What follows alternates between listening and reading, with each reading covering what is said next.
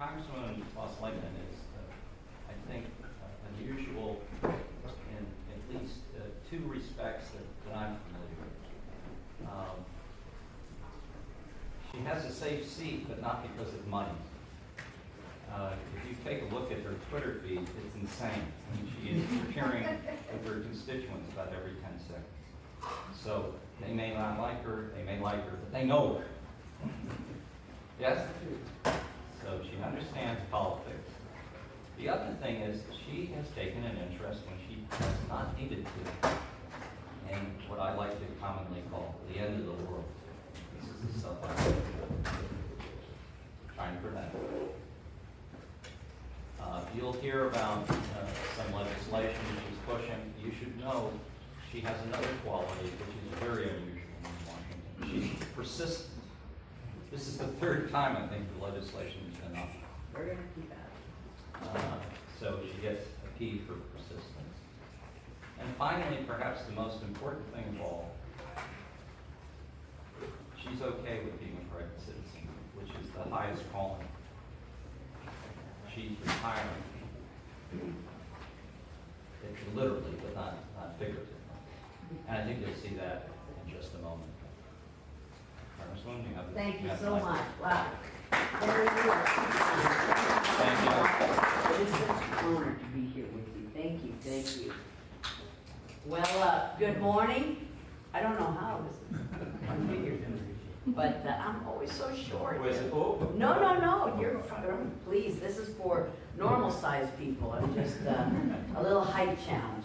But first, I want to apologize because I'm going to be making a quick in and out appearance today.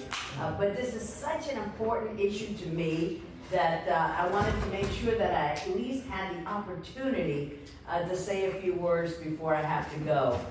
You know, you never get in the middle of a departing congressman and the jet fumes. So this is going home day. We just had our last vote. So, but thank you, Henry. Thank you so much. Thank you for, well, not the least of which for all those kind words you said 2 months ago when you testified in front of our Middle East and North Africa subcommittee on the perils of the Saudi 123 agreement. The check's in the mail, Henry. You can trust a member of Congress.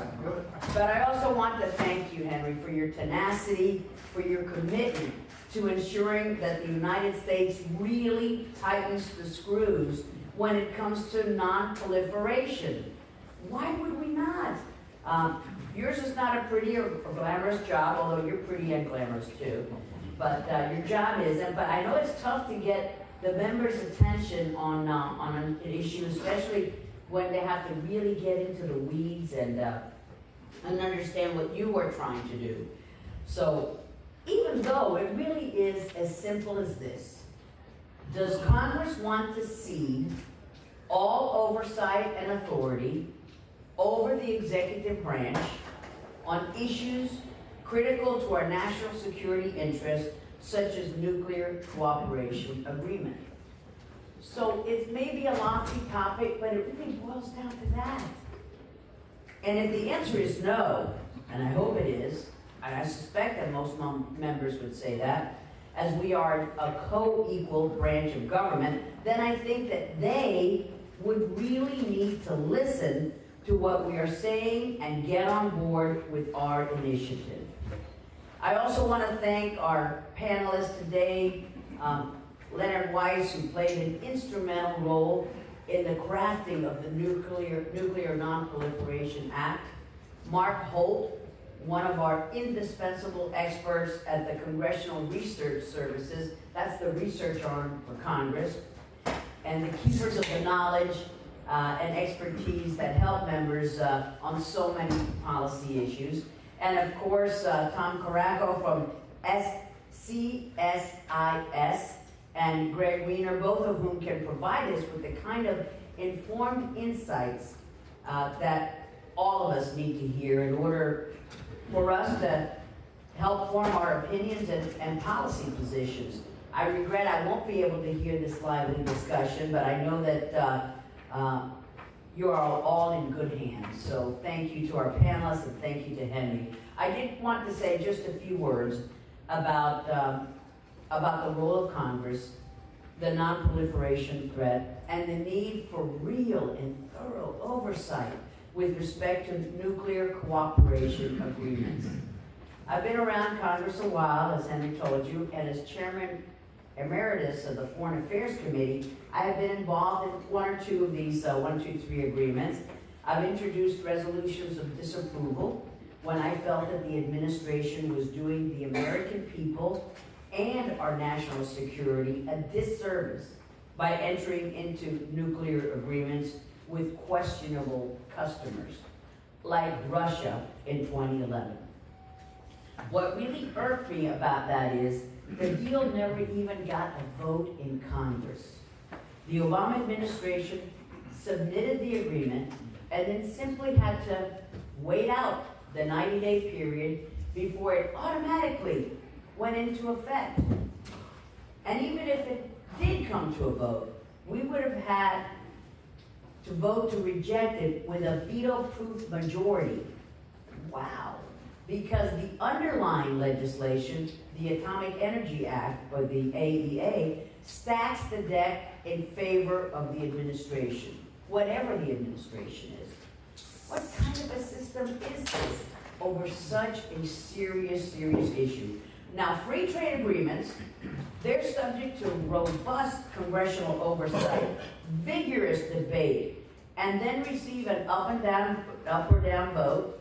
But nuclear cooperation agreements with far greater implications for our national security, they can come into force passively without congressional approval. The system is backward. It just doesn't make sense.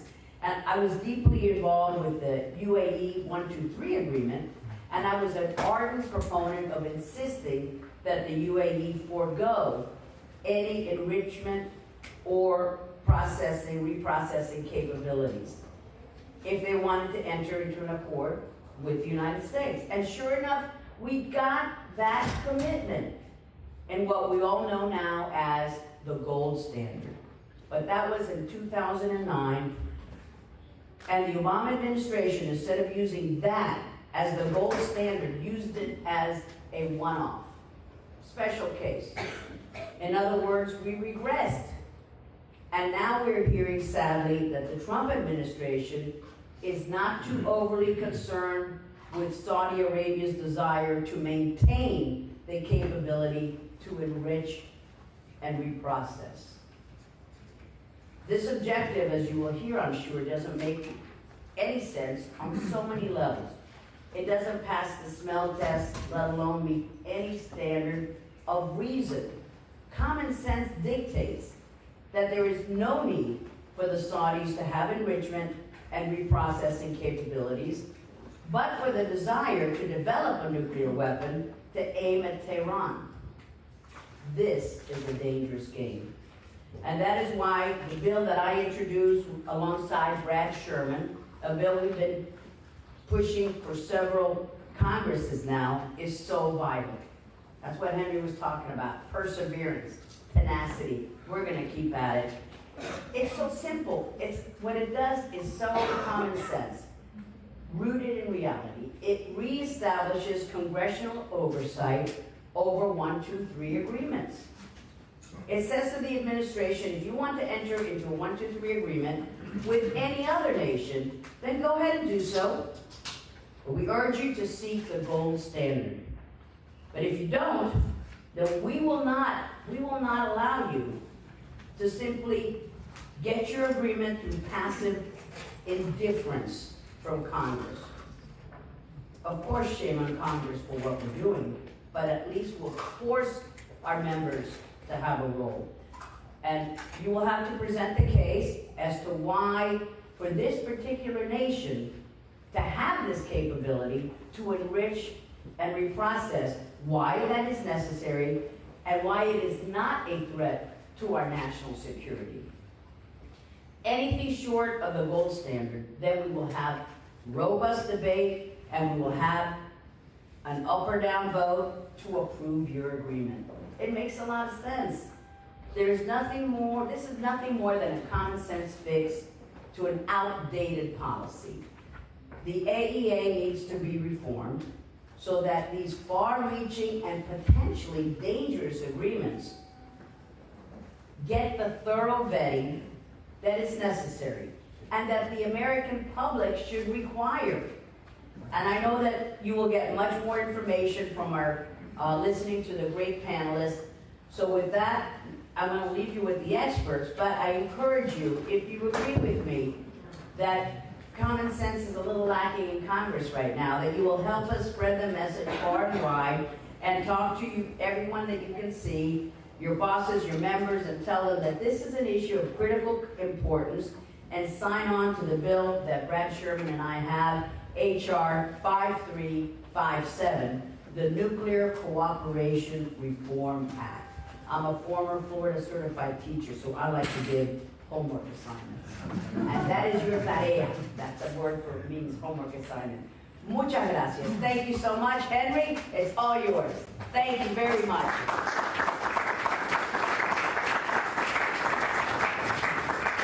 Thank you.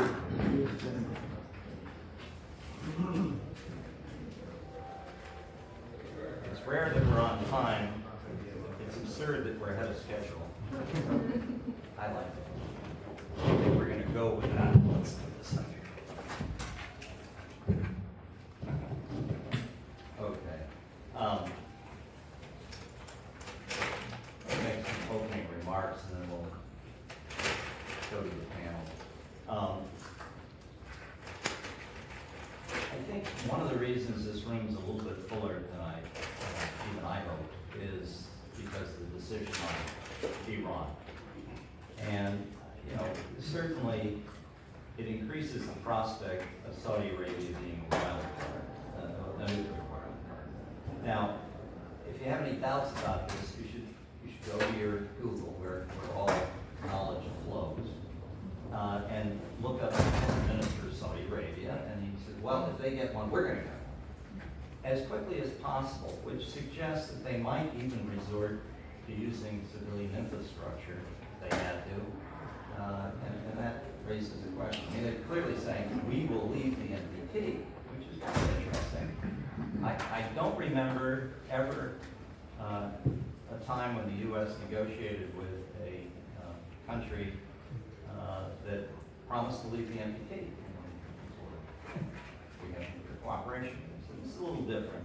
Also, there was a fascinating White House statement last night from the spokeswoman when she was asked, well, does the administration oppose Saudi Arabia getting nuclear weapons? She said, well, I don't know anything about that.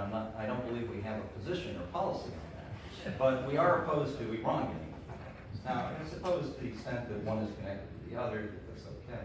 But that also is a bit of a first. And so we're in fresh territory here.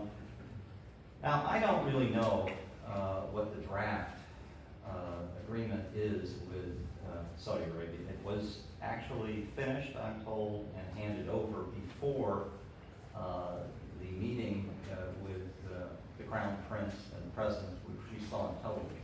It was supposed to originally, I'm told, be done and signed at that point. So that's quite a while ago. They have not signed. There are two theories which highlight how little we know as to why they have not signed. One is because, although it may have some flexibility on the question of enrichment and reprocessing, they don't want to sign on to the additional protocol. The other is that it doesn't have any flexibility on enrichment and reprocessing. One of the fascinating things is no one in Congress seems to know which of these theories is closer to the truth. Now that's a little bit of a moment, because under the law, the language in the Nuclear Nonproliferation Act says that they are supposed to be currently and fully informed about these matters. So there's a bit of a gap there, but that's where we stand. Now, the position of proponents of being, I guess the word is flexible on the question of enrichment and reprocessing. These are two activities that bring countries, within weeks in some cases, of making a batch of bombs, not just one, is that, well, the United States, if it is the supplier of the reactors, will be in pretty good position to control for this prospect, and that we need to. And that the problem is that because the Saudis insist that they have a right to enrich and to reprocess, we can't dwell too much on that for fear that we lose the contract. They actually, and it's quite interesting, believe that the existing Nuclear Nonproliferation Act of '78 is good. You don't want to go beyond that. It controls at least for what will be done with American materials, either that are sent over or they go through an American plant. And so that's the best we can do. Now, this seems to be a super hard-headed view. I mean, it's almost unmanly to oppose this. You do so at your own hazard.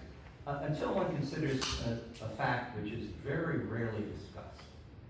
And that is that the prospect of us being the only winners of a contract are less than 100%. In fact, dramatically less. It didn't make the news, but the Saudi energy minister, about 72 hours ago, came out of a meeting with his counterpart in Korea in Seoul and said, "I'm optimistic that South Koreans will make the short list." And then he appeared with 48 Saudis who are training up on the design and operation of something called a smart reactor.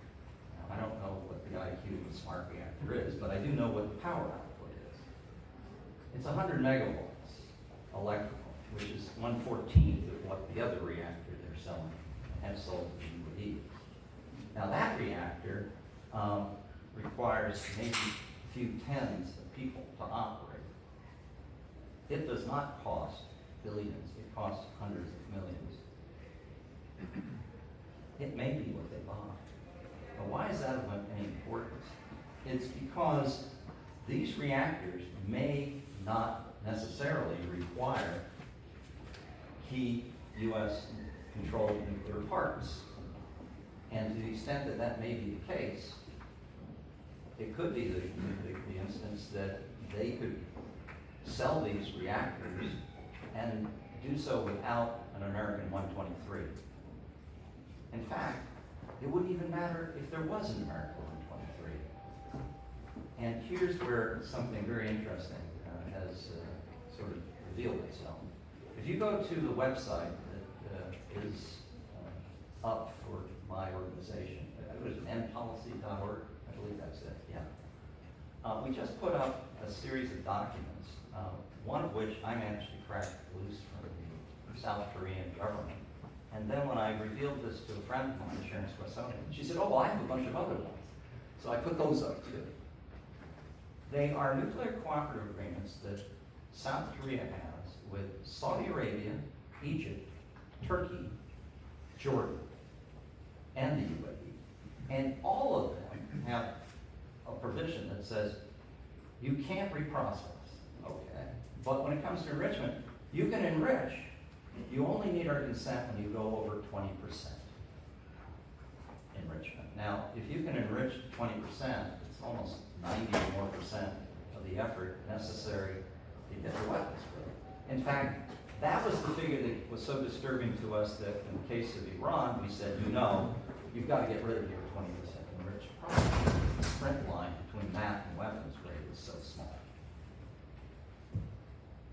Now, I'm not sure exactly how you maneuver around this. There are certain ways. But the only sure way is to actually have an agreement with each country that they're just not going to enrich or reprocess anybody's material. If you don't, they might enrich or reprocess material that isn't American. Now you've heard from Congresswoman Ros-Lehtinen in their legislation. I think the question here is this legislation that they're proposing needed? Is it appropriate? And there are different views. Now, it certainly would be an amendment to the Atomic Energy Act as amended in 1978, and people contend that legislation is as good as it can be. I thought what we'd do today is examine that. We have a panel, and you can saunter up to your, actually now. That's it. That's it. Don't be shy. Your name is right there. We have 4 people who can add value, I think, to answering this question. The first is as I like to say, an old friend, and this is old. Very old. Very old. It's Len Weiss, who I have to say was one of the first people I was encouraged to meet when I came to Washington in 1981, which is a few weeks ago. He was working for Senator Glenn. I think it's fair to say that everyone claims to have been the author of the Nuclear Nonproliferation Act of 78, and he's one of them, okay? And maybe with more cause than most. Okay? He had a lot to do. He certainly knew all of the other actors who claimed to be authors as well, and what they were up to. And I'm hoping he will speak a little bit about what they tried to get with regard to conditions on the process of enrichment. For a little history, the 78 Act was a response to something that wasn't supposed to happen in India. We had a nuclear cooperative agreement. Turn those things off if you could, or go outside. We had a peaceful end use pledge, and at the time, the Indians said, well, we're all for peaceful nuclear energy, which includes, of course, peaceful nuclear explosives. And we said, well, no, it doesn't. We went back and forth, and the State Department, in usual fashion, said, well, we have the functional equivalent of a pledge, because they understand what our views are. And I think the Indians more or less said the same thing to their officials. They said, well, you know, they're saying what they're saying, but they understand what we think. And then there was an explosion. At the time, there were denials that there was any American material or assistance to that explosive device. That turned out to be misleading to veering on a lot. And in Washington, scandal in the old days, there used to be this thing called scandal. It's hard to imagine, but they used to be scandalized. And when they were scandalized, it resulted in the atomic bomb of Washington activity. It's called legislation. That, in other words, if you really get yourself screwed around with by scandal, you get legislation. And that's what the act is about. So what we'll hear about is, you know, to what extent were there efforts to get tougher conditions than those they finally settled on. We'll then listen to Mark update us as to whether or not and to what extent since '78 there have been events that highlight the problem set of the deficiencies or the strengths of the Nuclear Nonproliferation Act in dealing with this problem set.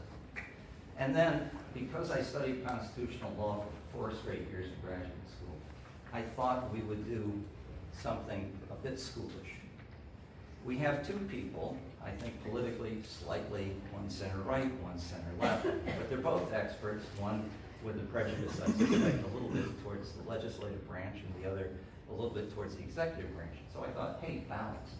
I would like to hear from them what they think about the idea of amending this act. It has been amended before to actually require a vote, affirmative vote, for countries that don't have full-scope safeguards. If any of you have been around for a long time, the India deal required a vote. So the question is, could we or should we amend it again? What is the constitutional argument? So, on that, I'm going to hand it over to Len first, and then if we could follow with Mark, and then Greg, and then finally Tom. With regard to introductions, I should just say this much. I mean, I don't think Mark needs an introduction. He's already been introduced.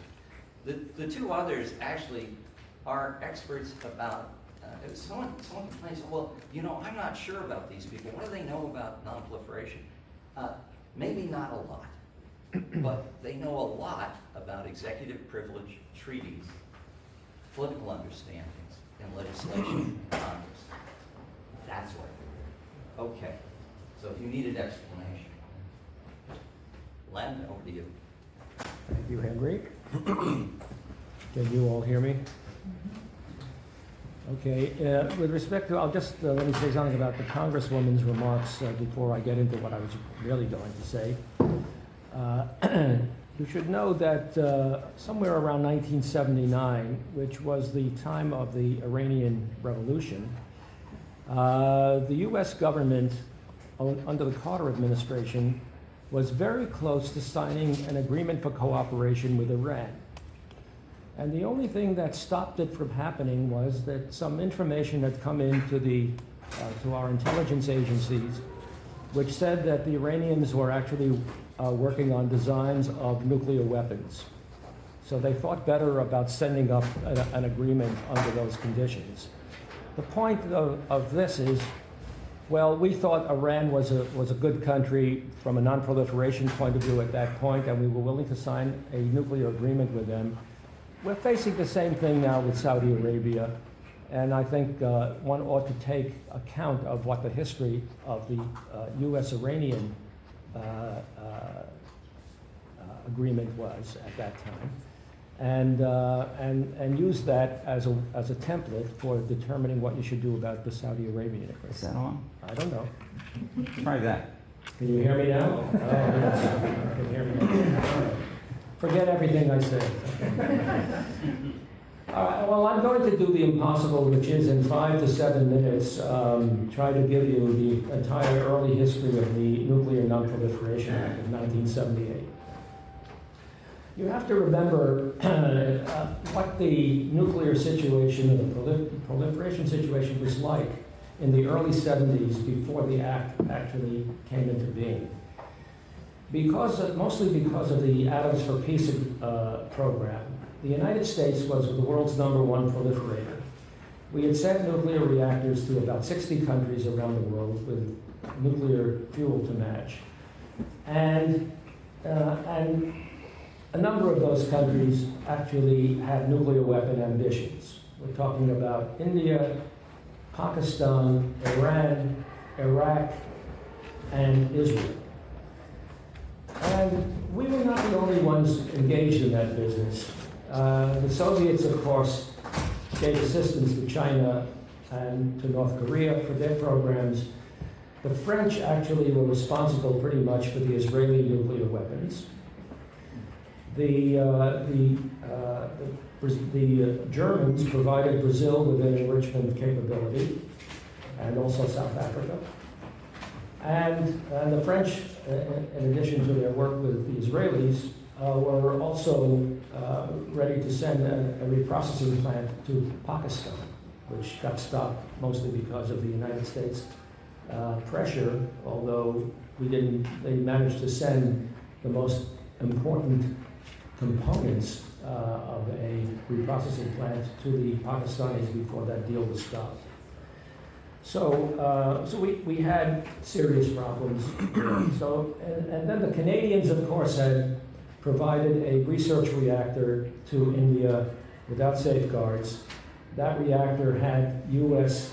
Heavy water in it. We had sold heavy water to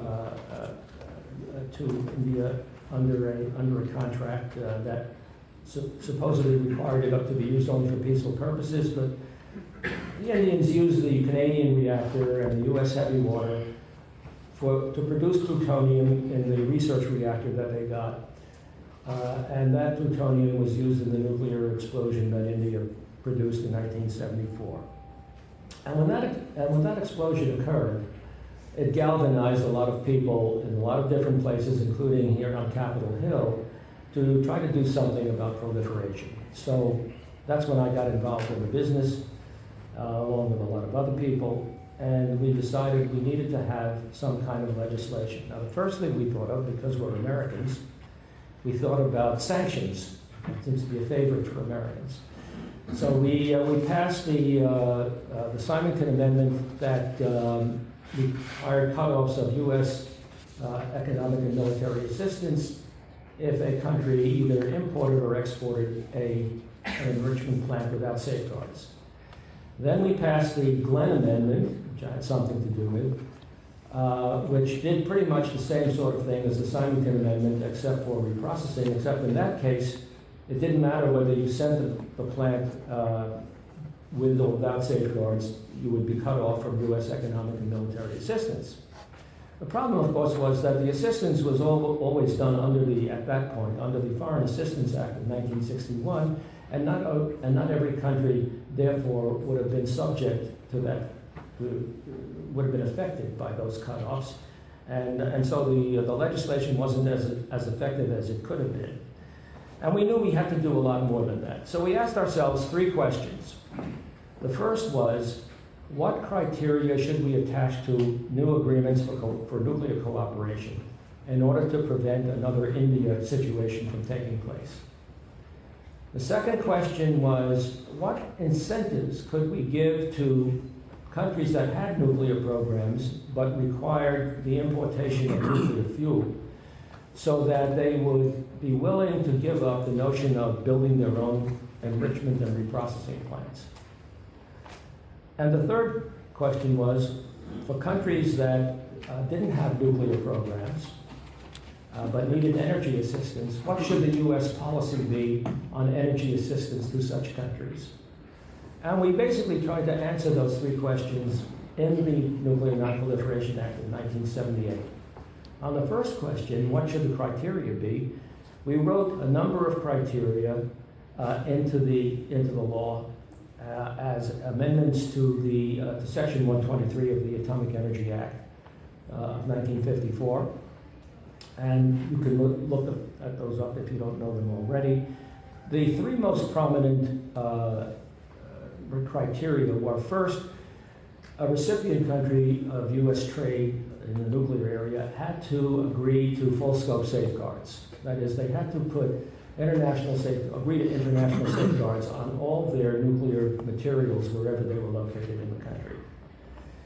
The second outstanding criterion was the U.S. had to have consent rights over the recipient country doing any enrichment or reprocessing of U.S. materials or any materials that went through a U.S. reactor. And the third condition was, of course, that they would not get any kind of U.S. nuclear assistance if they were to explode a nuclear device. And although these seem kind of obvious at this point as to what should go into a nuclear agreement, it's important to recognize that that didn't seem that way to a lot of people at the time.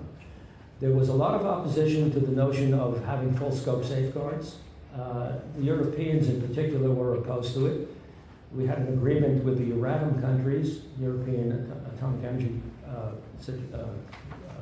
Organization, and they were able to enrich or reprocess if they wanted to without getting U.S. consent, and they weren't about to give us the consent. And they were willing to endure a possible cutoff of U.S. nuclear assistance in order to make their point.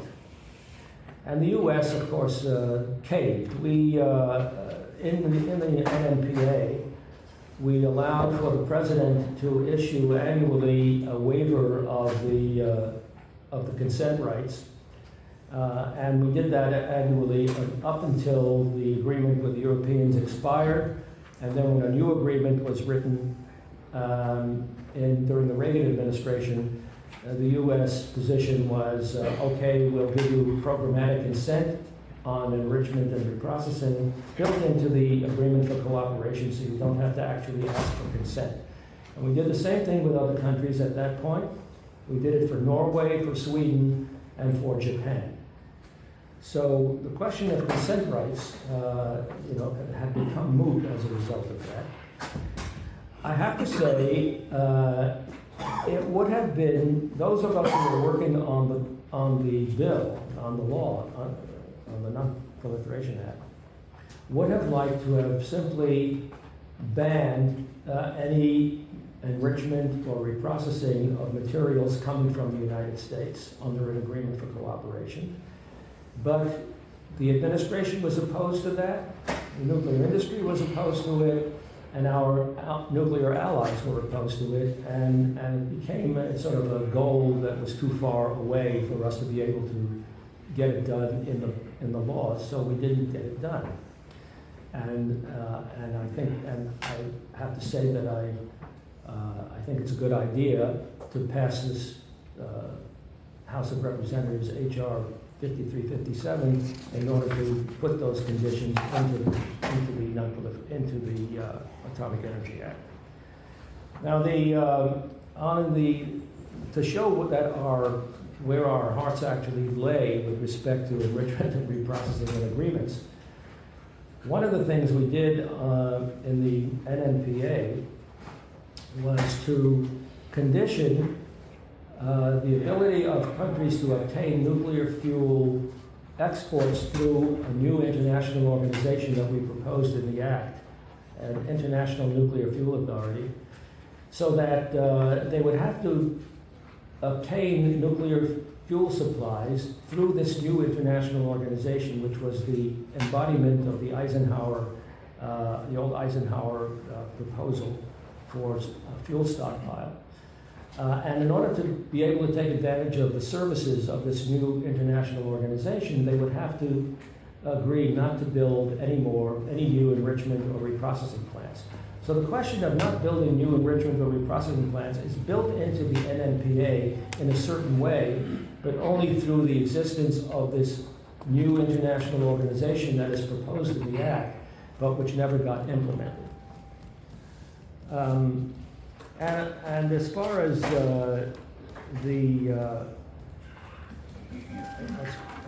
as far as the third question, so that was the second question, was what incentives should we provide to importers of nuclear fuel in order for them not to build their own plants or to build new plants?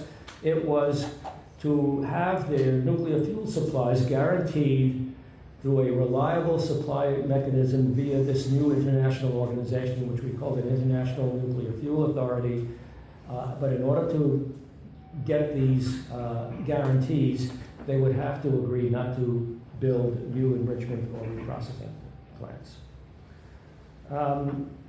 The third question that I posed was the question of what we should do with countries that don't have nuclear programs established, like developing countries, and what should our energy policy be toward those countries.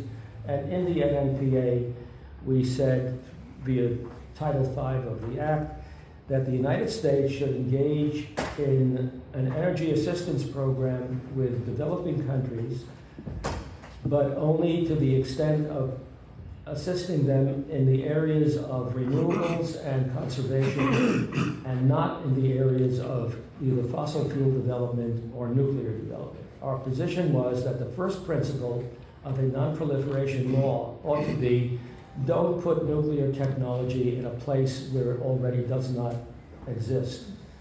And that's what we tried to do in the NNPA.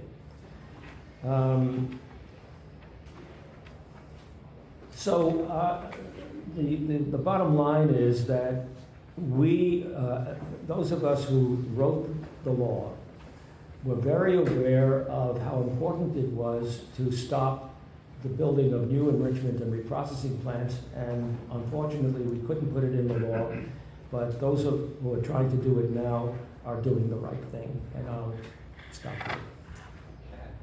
Mark, why don't you try to backfill from the late 70s to today and the relevance or significance of these issues as you've been covering them. Okay, thank you, Henry. Thank you for inviting me to this very interesting program. I want to start with the usual caveat. The Congressional Research Service, as you know, does not advocate policy. We have to serve all members equally on every side of the issue. So what I will say, we'll try to be as neutral as possible.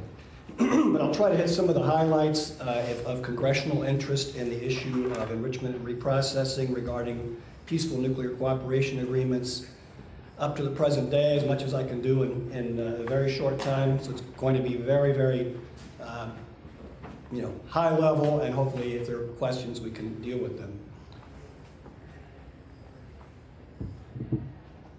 So I'm going to jump ahead to the post 9/11 terrorist period, which was a period of heightened interest in weapons of mass destruction and proliferation, and it led to some policies from the George W. Bush administration that helped set the scene for what we've seen recently. In that time period of the post 9/11 attacks, of course, there was rising concern about nuclear programs in where else, Iran and North Korea. And a lot of this led to a White House statement by President Bush to the National Defense University in February 11, 2004.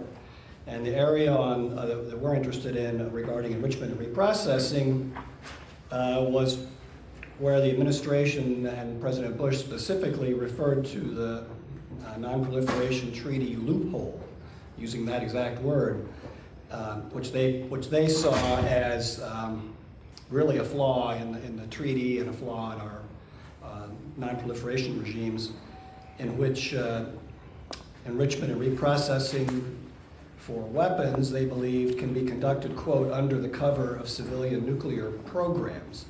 And their belief that international safeguards were not enough, and that this perceived right to conduct enrichment and reprocessing was a huge problem that they had seen lead to proliferation.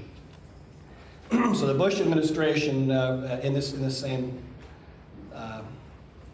to implement that, then in 2007, the Bush administration, in its budget request, introduced what was known as the Global Nuclear Energy Partnership. And this gets back to exactly what was tried to be done in the 78 Act, to try to create incentives against enrichment and reprocessing.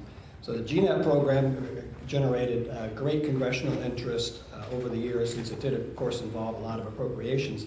The basic idea was that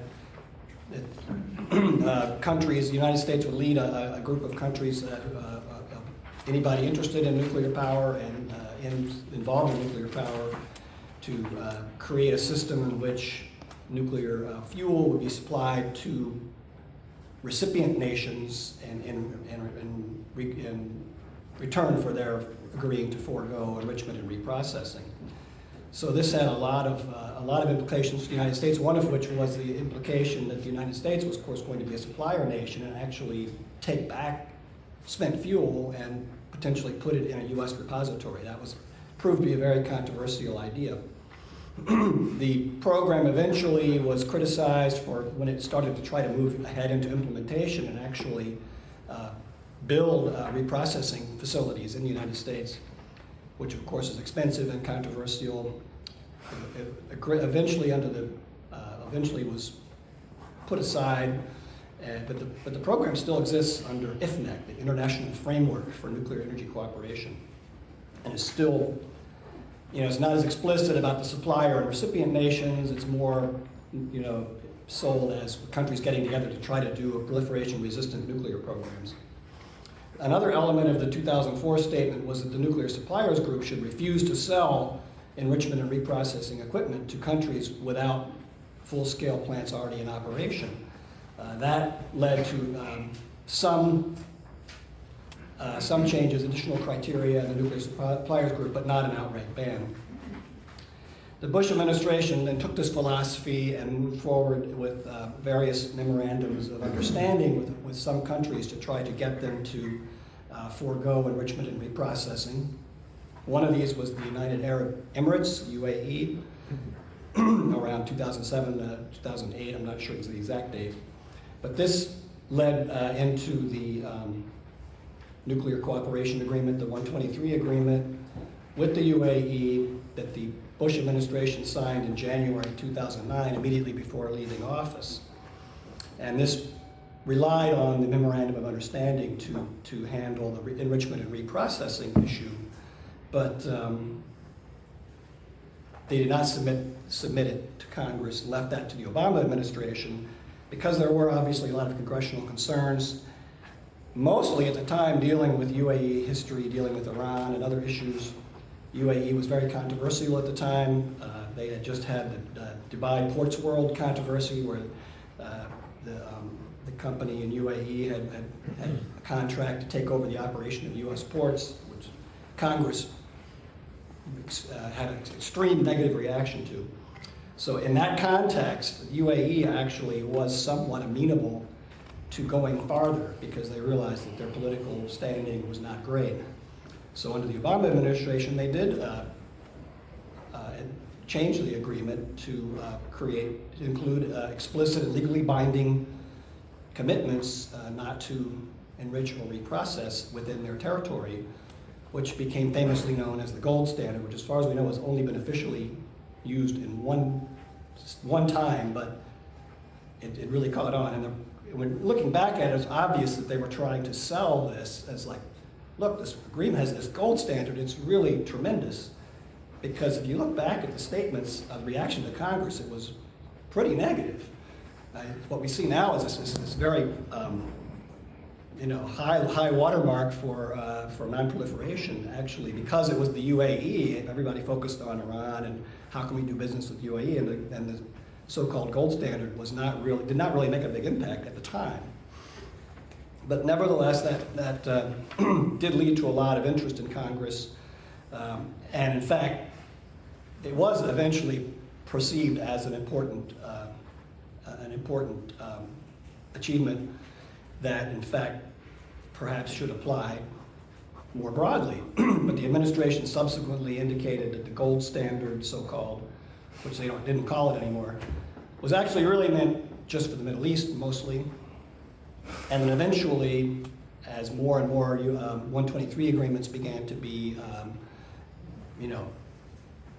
in front of them, and there were individual cases, with each one, then it was sort of, well, it's really a case-by-case basis because applying the general principle to individual countries proved to be,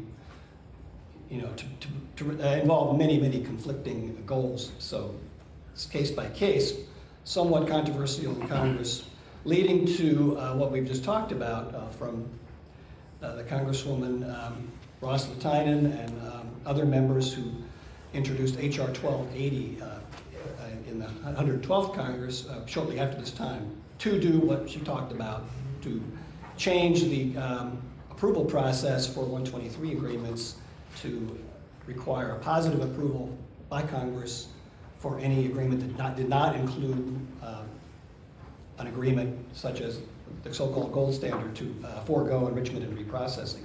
This involved a lot of hearings, actual full committee approval.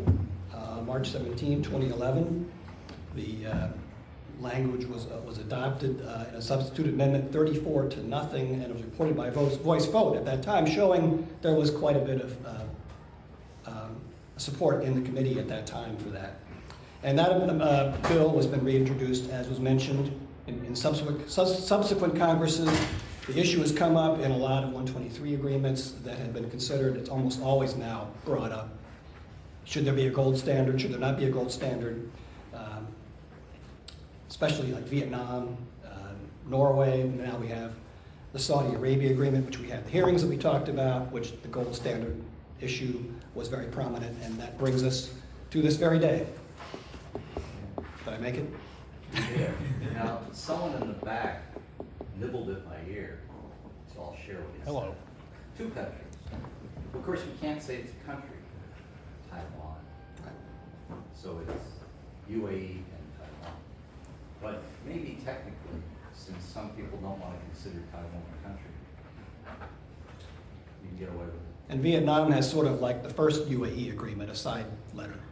Yeah. So, Taiwan has a phase-out policy, What's that? phasing out nuclear. Yes. Well, that's the ultimate solution in that. Greg? Now, he came all the way from New England for this. He may have to leave to catch a plane, so let's be attentive. That sounds like the opening of an undergraduate class. Henry said that we were going to do something schoolish in talking about the constitutional issues, and I'm not sure if he meant that to entice you or to repel you, but it does. I cannot resist telling my favorite story about Pat Moynihan, in whom I have a research interest, which is that on the night he was nominated for the Senate in 1976, his opponent kept referring to him as Professor Moynihan.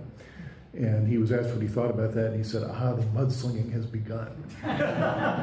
So I will be schoolish, but I hope not too much. I speak to the issue less as, in fact, not at all as an expert in nonproliferation, but as one in constitutionalism and congressional authority, which I understand quite fulsomely. So much so that I would argue that this is less over the bill in question, H.R. 5357, is less oversight than a simple assertion of legislative authority in the first place. My conclusion would be that the bill is both entirely constitutional and may in fact be constitutionally necessary to restore some balance between the legislature and the executive. I think that is true under the most expansive view of executive power and the most restrictive view of congressional authority, neither of which I endorse, but even if we begin at those poles, this bill clearly fits within them. So let me begin with the most restrictive view of congressional authority.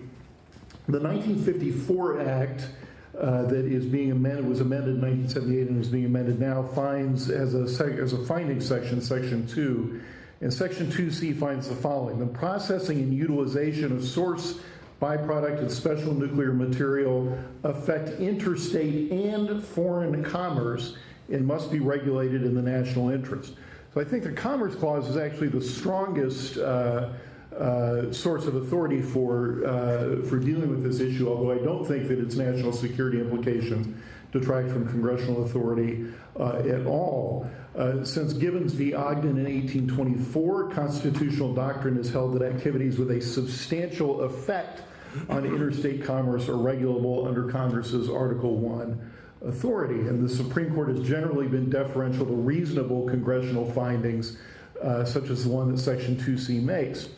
Now, the court has never fully explored the boundaries of the Foreign Commerce Clause, but I do want to mention the most cautious reading of which I'm aware, which was in a opinion by Justice Thomas in March 2017, dissenting from a denial of certiorari, and what he said was that the Foreign Commerce Clause could not be stretched so far as to cover activities occurring wholly inside a foreign nation. Justice Thomas said he would have used the case in question to, quote, reaffirm that our federal government is one of limited and enumerated powers, not the world's lawgiver. And that strikes me as correct, but regardless, this bill satisfies that test. All the regulated activity arises not from an effect on foreign commerce, but rather from outright acts of foreign commerce, namely the transfer of nuclear material, designs, and so forth from the United States to another country. Congress simply regulates the conditions under which such commerce and subsequent acts of it can occur. That the commerce occurs across or affects interstate lines first bolsters the point. But in either of that, we don't even have to go to the substantial effects test, which is largely uncontroversial in interstate commerce law, and which lower courts have given a wide berth to with respect to foreign commerce. Because in this case, Congress is not regulating the effects of commerce, but rather commerce itself. It can be regulating the transfer of any other kind of goods rather than nuclear materials, and the scope of the authority, in my view, would not change. The bill also satisfies the most expansive view of executive power, which holds that the president's authority over foreign affairs and national security is something like plenary, except where the Constitution specifically assigns the authority to another branch. I'll argue in a moment that this conception is itself flawed. There is no plenary power, only shared power over national security. But even under it, we are dealing with in this bill with clearly enumerated powers of the Congress to regulate interstate and foreign commerce. Having said that, since I can't help myself, the notion of a plenary presidential power over foreign affairs and national security with which Congress is not entitled to quote-unquote interfere is a constitutional phantom. In the text of the Constitution, it is nowhere to be found. In foreign law, in the foreign affairs case law, the idea arises from what is called the sole organ doctrine. whose name comes from then Congressman John Marshall's statement that the president is the sole organ of the United States in dealing with other countries. But as the constitutional scholar Louis Fisher, among others, has noted, that speech is often wrenched from its context, including by the Supreme Court in the Curtis Wright case, the case on which deference to the president in foreign affairs is based. Marshall's speech dealt with the enforcement of a treaty.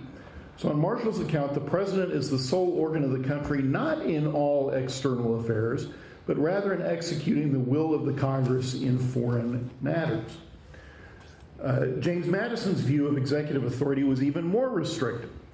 In his pamphlet War with Alexander Hamilton over President Washington's neutrality proclamation, Madison wrote that the executive authority was essentially derivative from the legislature. I'm not even sure he would endorse the notion of a co-equal branch, rather as opposed to a coordinate, but that's another discussion. And that includes in foreign affairs and national security.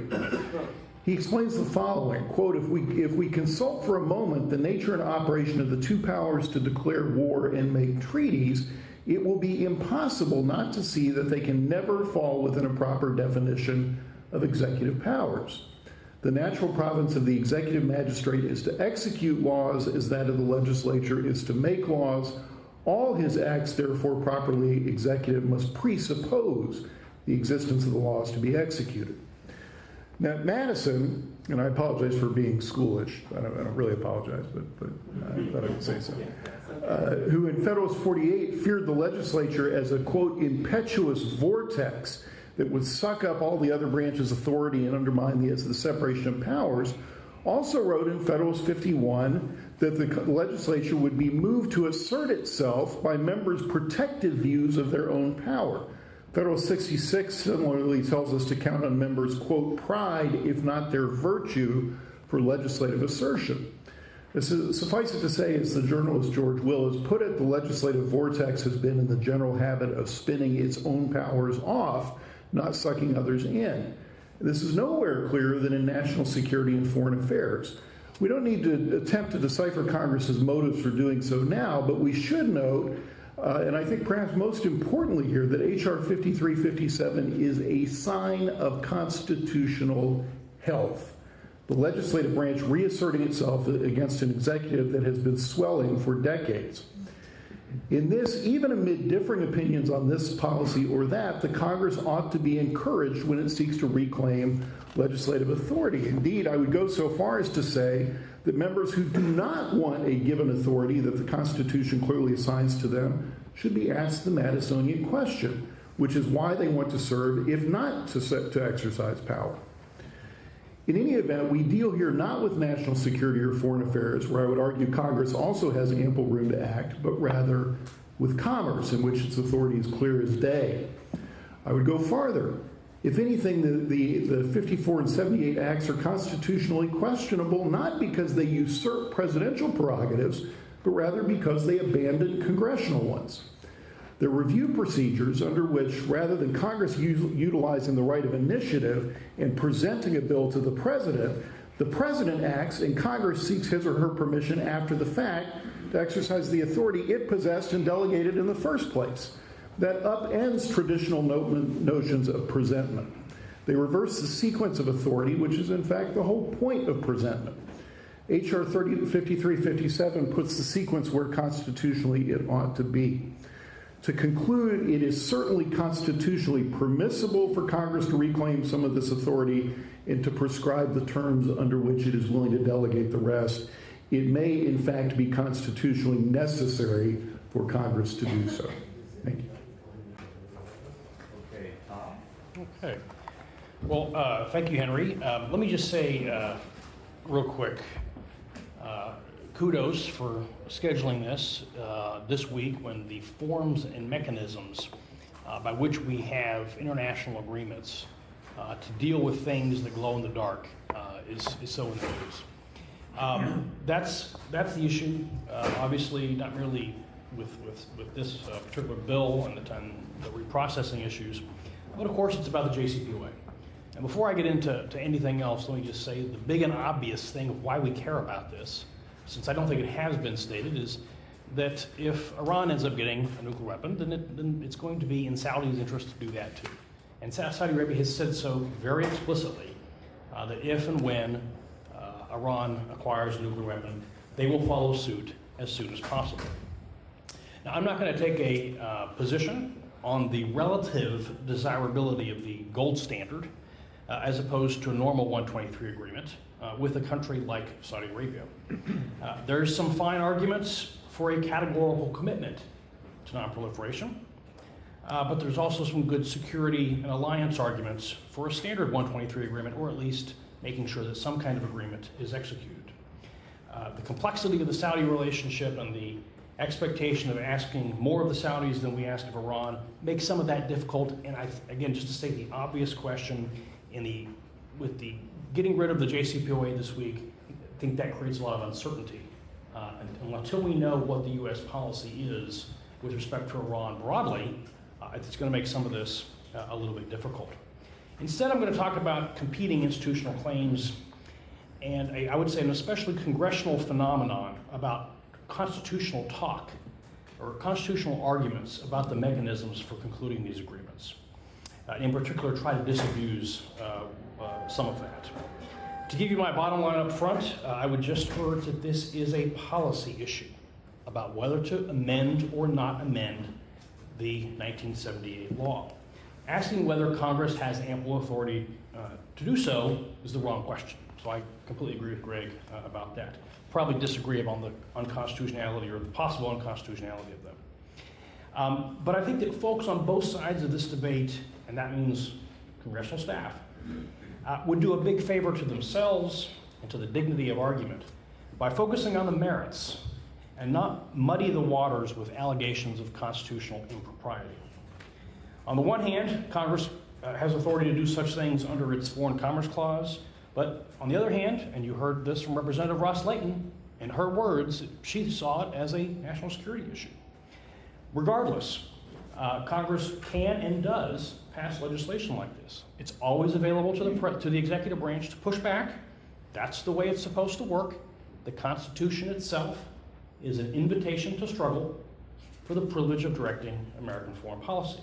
And so whatever the allegations are about constitutional impropriety one way or the other, I think that tends to be kind of a shortcut for the real work of slugging it out every day in terms of policy and politics.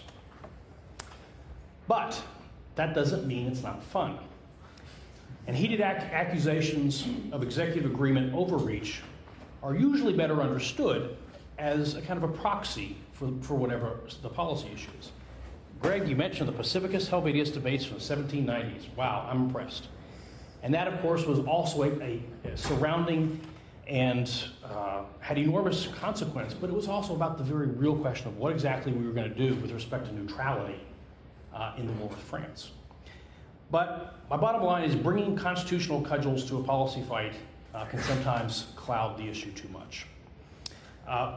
The other big thing that's going on here in terms of how people tend to talk about these things is it's not just about Congress versus the executive branch.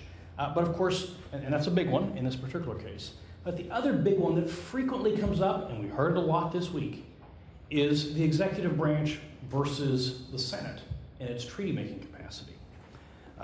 That's the other claim here that is sometimes thrown around is Congress should be mucking around on these high matters of state with respect to other states. Perhaps the other body on the other side of the hill should be doing that.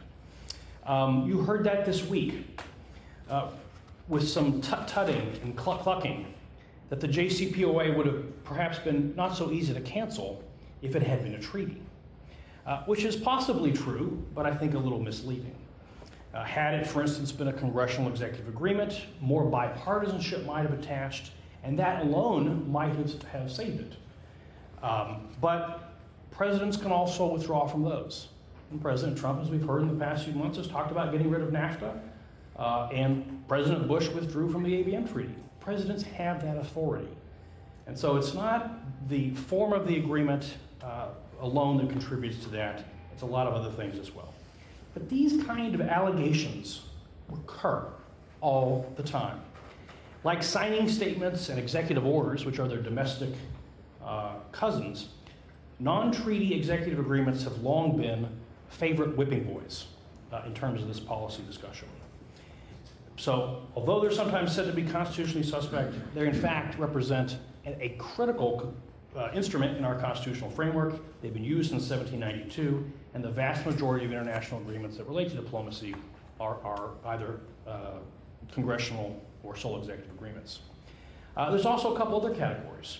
Of course, there's treaties. There's also treaties that are not ratified, that are sort of sitting there that we have to observe in their object and purpose. There's agreements made pursuant to a treaty, and there are non-binding arrangements, like the JCPOA was. It's not a legally binding agreement. I would point out to those that were saying it should have been submitted to the Senate, and that therefore it would have lasted.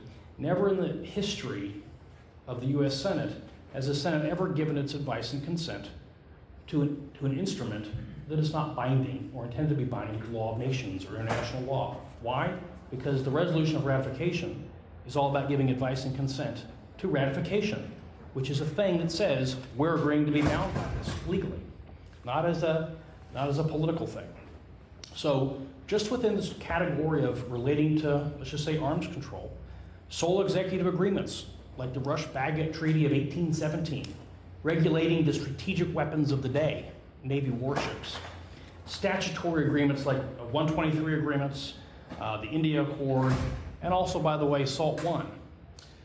In terms of non-binding arrangements, we have the presidential nuclear initiatives from the 1990s, missile technology control regime, the 1994 agreed framework with North Korea, the Budapest Agreement, and on and on and on. Lots of them. There's a trade. Those agreements which are easier to make are perhaps easier to get rid of. But as I say, executive agreements have long been a favorite boogeyman to allege presidential overreach. In the 1840s and 1890s, senators wondered how Texas and Hawaii could be annexed by joint resolution of Congress after treaties for the same had been rejected. Theodore Roosevelt circumvented the Senate by numerous arrangements in the Far East and with the Caribbean powers, and the Senate didn't like it very much. In the 1940s, partisans of the Senate squared off with FDR's high-flying prerogative men how Yalta and the Potsdam post-war agreements could be made. In the 1950s, we very nearly amended the Constitution with the Burker Amendment to try to foreclose non-treaty agreements of this kind. More recently, in the 1970s, members of Congress went to war with what they perceived to be an imperial presidency, with executive agreements being one of its chief marks. And similar debates kind of percolated around in the 80s and 90s, but were a little more subsided. I want to give you a couple more recent examples. In 2007, the Bush administration arranged a status of forces agreement with Iraq, but it was controversial. And you had folks like, well, all three Democratic candidates for president, Senators Obama, Clinton, and Edwards, objecting on constitutional grounds that this was a violation. James Madison would have been offended. None of those same opponents objected, however, when President Obama conducted a SOFA agreement on his own authority with Afghanistan just a couple years later. And that, in some ways, is the pattern, right? The Constitution being trotted out, constitutional improprieties alleged, when what it really is a proxy for this policy issue. Now, there are heavy and practical reasons why either Senate review for big arms control treaties is a good idea. It is, I believe that. It's called the Biden-Helms criteria. In 2002, came together and said, we want the Moscow Treaty, we want it submitted to us, the Senate, rather than being done by you alone, President Bush. But I don't believe, and I think the arguments are so frequently clouded when we allege constitutional impropriety. There may likewise be good policy reasons to revisit the 1978 Act. Perhaps some kind of combination of a fast-tracking arrangement to make sure it gets an up and down vote and doesn't linger in Congress, as did the free trade agreement with South Korea a few years ago. But please be careful for alleging the Constitution requires this or that approach. There's no nuclear weapons clause or nuclear materials clause waiting to be discovered in the margins of the Constitution or some musty documents from the 1790s. Look at these as matters of policy. That's what they are. Everybody really knows that. And help improve the debate by not recurring to these kinds of things. Thank you. Now, I just want to be clear because the reason the discussion of the constitutional issues was there was for a reason which I'm not sure the panelists understood. It's not that people who are pushing this are pushing it because they say it's constitutional, it's because people who oppose it Yes. are arguing it's Yes. unconstitutional. I think what we've heard is two different views, a very different perspective that at least say, well, it's probably not unconstitutional. Okay. Why don't we take questions? Yes. If you would stand up, we're going to repeat the question on a microphone, and I'm going to stand up here to repeat it so that people can hear what your question was. And if you could just identify yourself. Thank you. I'm Beverly Barnhart. I'm the department chair for WMD at the National Intelligence University. Okay. And my question is, if the JCPOA is not a bilateral agreement between the U.S. and Iran, so why is everyone worried first that it's going to collapse, and why can't Congress pass a law that says we still are going to abide by it? Okay. If we could take that briefly, because we're now pretty far from the focus of this group. Okay. I don't want this thing hijacked, so if someone can answer that They could. concisely. They could. Okay. They probably won't. Well, actually, you will. Go ahead. No, that was the answer. What's that? Congress could do that, and they probably won't. There you go. That's a model of concision. Let me just say one word about congressional powers and giving things up. People may have forgotten, but at the time that the NNPA was written and passed, and for a couple of years afterward, the law had one-house vetoes scattered throughout the text of the law in places where the president had certain authorities to do certain things. Congress wanted to make sure that Congress could overturn the president's decision. If you go through an early version of the NNPA, which you can find, you will see that the issue of one-house vetoes is ultimately brought to the Supreme Court, came about partly because of what was written in the NNPA. And then the law was amended after the Supreme Court decision in order to turn all the one-house vetoes into two-house vetoes. So Congress was very aggressive in trying to enforce its authority in those days. It has changed its mind since, unfortunately, in my view. It's somewhat reassuring to know the Supreme Court exists and they don't see things just as policy. I mean, in other words, I think they actually were correct in making that ruling. Oh, I'm not saying that. Saying it right ground. I'm Yeah. just using that as an example of Sure. where the Congress was in terms of enforcing its own. But it authority. was INS v. Chadha. Yes. So they struck down a particular congressional veto. And some folks think that if there's a different way of devising that, that could be a pretty useful mechanism here, including in this kind of a case. Yes, could you identify yourself? Chip Martin, representative of Mercy Captain's office. Okay. So, U.S. is, when the Atomic Energy Act was written and when this was amended, the U.S. was one of the very few actors that had this kind of technology. Now, this technology is available from many other places. Shouldn't we be focusing on an international protocol that requires anyone that sells nuclear technology to anyone that doesn't have it? There should be this kind of a gold standard written into an international agreement. All right. So the question was, wouldn't it make sense for the suppliers to be bound by some rules rather than us trying to work the rules through our laws?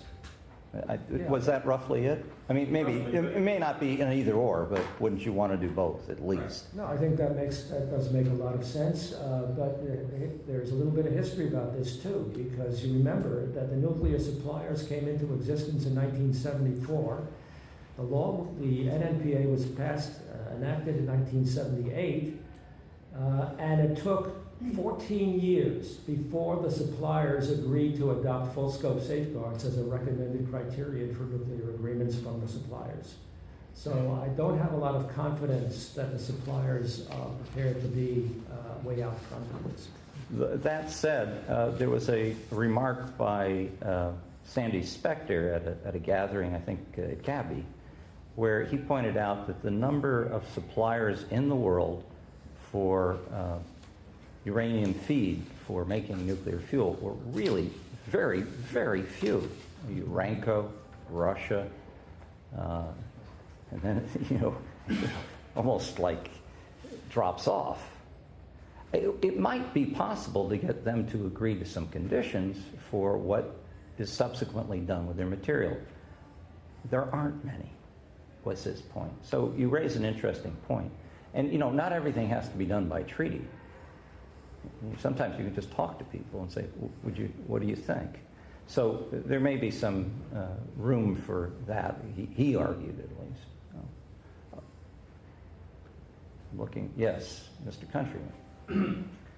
If you'll permit, Henry, a very brief comment instead of a question. I realize that changing legislation that's 40 or 60 years old shouldn't be done only with a view on today's situation. But for me, a declaration from Saudi Arabia of interest in acquiring nuclear weapons, combined with an administration that seems unable to say no to the Saudis on any issue, is sufficient reason as a matter of policy, not constitution, to pass this amendment today. Well, you're entitled to your view, but that's not really the purpose of this gathering. There was a question? Yes. I'm Dave Freeman. Henry can tell you who I am. But Mr. Weiss, the answer to your third point, which is that a nation that does not have nuclear power, our aid to them should be with renewables only. Is that still the law? Yes, it is. It's never been implemented, however. So you can put things on the books that don't have any force behind them. If an administration refuses, the Obama administration did nothing. Well, that should be publicized. Henry has tried. It's still the law. Well, of course, the environmental community is dead in terms of activity. Mr. Freeman is the former head of the TVA, which was a pretty large nuclear utility in its time, still is. Title V requires certain reports. These have been eliminated as required reports. I managed to get money to implement a dry run on the outside of government. What would the report look like if it was filed? By the way, it isn't law that you don't have to. It's law now that you don't have to, but it isn't law that you can't. We've chosen not to. The reports are audits that would be done of developing countries to see to what extent they could economically meet their energy and environmental requirements without additional nuclear power. We've done studies, and they're on the web. Actually, 2 of them are in here, if you pick these up, on Iran and Saudi Arabia. We did one on Taiwan and China, and that'll be released later. If I understand Mr. Weiss correctly, our government ought to be talking to Saudi Arabia about solar power and not even discussing any kind of a nuclear program. Am I? Yes. Well, bottom line is, good luck. Yes. Stand up. Hi, my name is John Russell. I work in the office of Senator Deans. I'm just curious if there's a risk that technology will outrun policy. sort of the barrier to entry for nuclear technology has gotten lower because the nuclear technology itself is so old. So as countries that may not previously have been interested in nuclear technology seem to enter into it. Could we, front row, could we? Yes, go ahead. Yes, so the question is, will technology potentially outrun policy? And will some of these nations be interested to develop their own technology rather than trying to buy from us? I mean, I think that's a metaphysical question that Churchill struggled with and H.G. Wells did. The rejoinder is yes, but of course, and that's the reason we have to redouble our efforts like good fanatics to try to get a grip on it. As far as the United States being the sole speed bump in the world, no. Actually, people forget it. We're afraid that the Russians are going to sell to the Saudis. They claim, I don't think we exaggerate how much importance this has, but they at least claim that they want to take the spent fuel back. I don't know that they really ever will. But we shouldn't assume that no one else is interested in restraining the spread of nuclear weapons but the United States. I think that probably is a mistake. I mean, just roughly. Well, Iraq used the calutrons, if you remember. That was the very first, oldest, least efficient technology, and it caught everybody by surprise. I mean, there has been thought that new enrichment technologies, such as the Silex system that GE was developing, could be incredibly efficient and easy to and hard to prevent the spread of, and of course, reprocessing technologies such as pyroprocessing have been said the same things about, so there is that concern, but in the past we've certainly seen proliferation with other technologies. I mean, I suppose the point is, yes, it is easier to hide things, it's much easier to acquire things, but that makes it important to get people to at least be on record in some legally binding way saying what they are going to do. And what's interesting is the people we mistrust the most spend the most time worrying about these words. The North Koreans, the Iranians, the Saudis all spend a lot of time negotiating about those words. So that brought a smile to your face. We're not dead yet. Maybe that's the best I can say on that. But you've raised a good point. But there hasn't been a single example, however, of a country past the United States, at least in our own nuclear program during World War II, that has in fact managed to go ahead and build nuclear weapons purely on the basis of technology which they internally developed in an autarkic way. Everybody else received a great deal of help from somebody else. Yes. Was there someone? No, I think Ms. Cook. Ms. Cook. Thank you, Henry. I'm sorry I came late, but could you, if it's necessary, repeat what you said before about the Saudi NCA and where it stands right now in terms of when it's going to be signed and why the Saudis seem to be blocking at it, or what? I'm going to spare everyone the repetition of my wit. It's recorded. It's going to be on the web. Oh. You can watch. So we'll take care of you later. Thank you. Kingston. Kingston Reed with the Arms Control Association. Len, it's great to see you again. A number of arguments have been made in opposition to the legislation offered by Representative Ros-Lehtinen and Representative Shervin in previous iterations of it. That it will undermine the competitiveness of the U.S. nuclear industry, that it will undermine the reliability of the United States as a nuclear supplier, that it will undermine U.S. nonproliferation influence, that it will undermine U.S. influence over safety, et cetera, et cetera, et cetera. As you probably recall, a number of similar arguments were made with respect to the Nonproliferation Act, which you helped write. So I'm wondering, with the benefit of hindsight, would you say that those arguments made at the time, did they turn out to be true?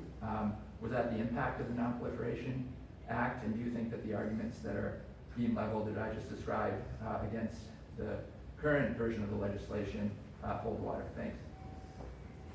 Just repeat once again what arguments you're specifically referring to. So a number of arguments are being made in opposition to revising the Atomic Energy Act to include stronger non-proliferation safeguards that This will undermine the competitiveness of the U.S. nuclear industry, make it harder for the U.S. nuclear industry to get business. It will undermine U.S. nonproliferation influence with these countries. It will undermine the reliability of the United States as a nuclear supplier. Yeah, those arguments, have now gotten so old. I'm amazed that anybody pays attention to them anymore. But that was, in fact, what was happening when the NNPA was being drafted and was being considered on the floor, and we had to go through a pretty hard debate on the floor in order to get it passed because of those arguments. And I personally had a number of run-ins with lobbyists for the nuclear industry who were threatening to, not only threatening me personally, but threatening not being able to pass any legislation of this sort unless we absolutely paid attention to it and adopted amendments to the legislation that the nuclear industry wanted. And the basis of it was that they felt very confident that in fact their arguments would hold water because of the amount of money that they were spreading through congressional contributions. And in the end, it didn't work because people felt that national security was more important than some of the contributions that they were receiving from the industry. And the legislation made a great deal of sense to people logically, so we were able to overcome all those things. But it was a fight, and I have to say that if it had taken place maybe a few years later than it did at the time, maybe the outcome might have been a bit different, but fortunately it happened when it did. For what it's worth, there is a piece that was done by Jody Lieberman. Is it the American Physical Society or is it AAAS? I always get confused what her former perch was. It's CSIS, I believe. CSIS. You look it up. She takes on the arguments and tries to recast them in different time periods, but they're the same arguments. And so you don't have to agree with her analysis, but at least it's an analysis of them.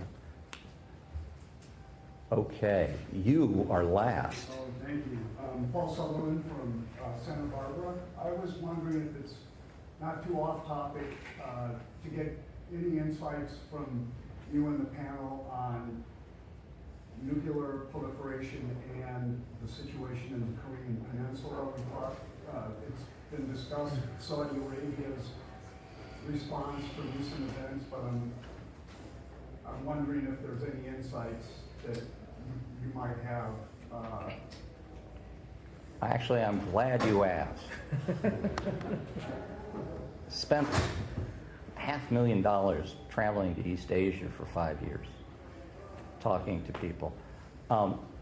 If you're biting your nails about North Korea, let me give you something bigger to worry about. What if I was to tell you that each one of these countries that is neighboring North Korea has debates quietly going on about whether they should develop nuclear weapons options, and that the key vehicle in the case of South Korea and Japan would be the civil sector, and you guessed it, reprocessing and enrichment that currently is safeguarded under the NPT. And in the case of China, well, we are arguing about how many hundred weapons they have. If they wanted to become a peer competitor with Russia or the United States, and people debate whether they want that, there's one bottleneck, and that is plutonium. The way you could close that is get a fast reactor program and stockpile material for 10 years. It would be 10 to 20,000 bombs worth of plutonium. So it's a live issue, and I think one of the reasons North Korea is so important is it could be the ignition plug for this larger kind of rivalry. Nuclear power, surely, but it would be nice if we could back off these other two activities. And it's something which I'm hoping this administration, as it tries to do something with North Korea, will perhaps pay some attention to. And there's some reason to believe they might. Somebody should write a book on that, Henry. Yeah. Now, we will close out with an advertisement. Many of you may have gotten this. please let me know what you think about it. If there are things in here that don't make sense or you think are wrong, let me know. I get to revise it at will. Second, this just came out. This is called Reactor-Grade Plutonium and Nuclear Weapons, Exploding the Myths. It's by someone who was very close to the man I studied under, Albert Wohlstetter. Used to work as an analyst at a place I'm supposed to never mention, so you'll have to look in here and find out where he works. In any case, very interesting book. It has an introduction by Ros-Lehtinen, who knows a thing or two about plutonium. And then finally, we put together the analyses that we've done on Title V for Iran and Saudi Arabia, and put together some of the other things that Victor Galinsky and I have written free. And on that note, don't forget, if you're interested in signing up for the course, if you're a full-time government journalist or diplomat, to consider it. We will be taking applications, I believe, through the next month or so. And on that note, you guys have been very, very attentive. I didn't see too many people leave.